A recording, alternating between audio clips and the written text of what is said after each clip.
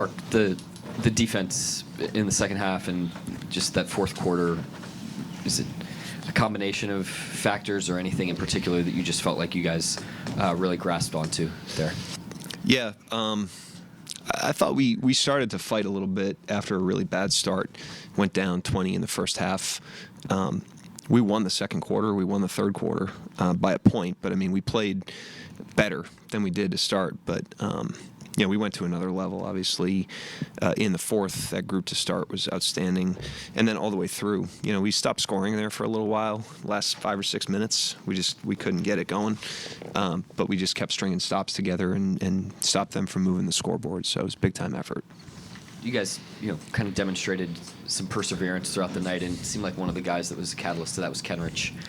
What stood out to you about his game? I know you could say it almost any night, but it just seemed like an extra degree of needed tonight from him. Yeah, I mean, he was all over the glass down the stretch, and he was everywhere in the fourth. But I also thought he was like the first guy to get us going early. Like he was the first one in the first quarter that I really thought tried to bring an edge to the game and get us turned around. I mean, we've played at a really high level effort-wise for a long period of time now, and we just really dipped below the bar early. And when you do that, your two choices are either you lose or you got to turn it. And he was, I thought, the first guy to be stubborn about it and really try to bring some juice to the game. So he was great all the way through, but that was what I was most impressed with him tonight.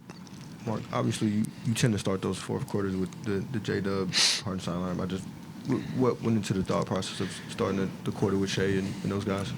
Yeah, it wasn't planned. A little bit of everything. He had 4 fouls, so by getting him in the third, you shorten his game a little bit.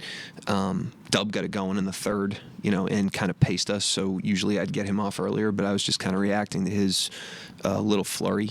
And then, when the game's not going the way you want it to go, sometimes my job is to try to manufacture something and try to change the energy in the game, and it's a little bit of that too. But the guys, I can't do that unless we've got a highly adaptive group of guys, and we do. Jay Will's another great example.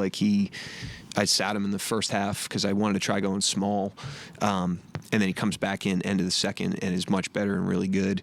And then he was a huge part of that run, and we outscored them by 18 when he was in the game. So if the guys weren't as adaptive as they are, I wouldn't be able to do that. And you watched the first quarter, and you said I watched the first quarter? Yeah. I wish I didn't. Well, then you watched the fourth quarter, and obviously 24. Oh, I don't know that you guys have done that exact kind of run to a lot of teams, but considering the basketball is a game of runs, does it feel like that sort of run for you guys is kind of inevitable now, that you're always sort of capable of this sort of kill shot type of run? We can't rely on it, that's for sure. We want to be a team that has a level that we play to as consistently as possible on as many possessions as possible. I think that's been a strength of our team this year. I thought if we lost this game, I would have talked about how uncharacteristic that was. And so it was uncharacteristic, but I gave the team credit in there. When you're below the bar, you got to try to course correct as fast as possible. You don't want to have to do it the next morning at a breakfast meeting. And to their credit, great recognition when we're not where we want to be.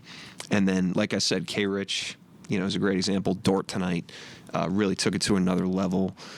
Jay Will, Joe, in the second half, I thought we had some guys that were real catalysts in that game, just with their energy and physicality and mental stubbornness to not go away.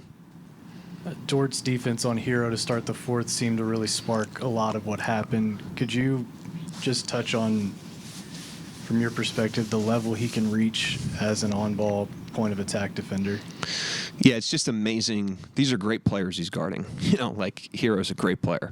Great player. And it's just amazing how hard he makes you work for your stuff. I mean, that's really the secret sauce. It's not that he can clamp them and lock them down, per se, though he gets to that in stretches of the game. These guys are too good, but just the physical energy and focus that they have to exert when they play against him is what's always impressed me about him. And he's the kind of guy that you look at guarding you, and it's like, man, I'm going to have to earn every point I get tonight. And his relentlessness with that and his spirit with that is just so impressive, because he's always taking shots. He's getting screened more than anybody in the league. He's getting illegally screened more than anybody in the league.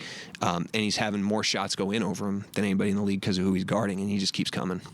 Was there anything that you'd point to besides just shot making that really turned around the game offensively?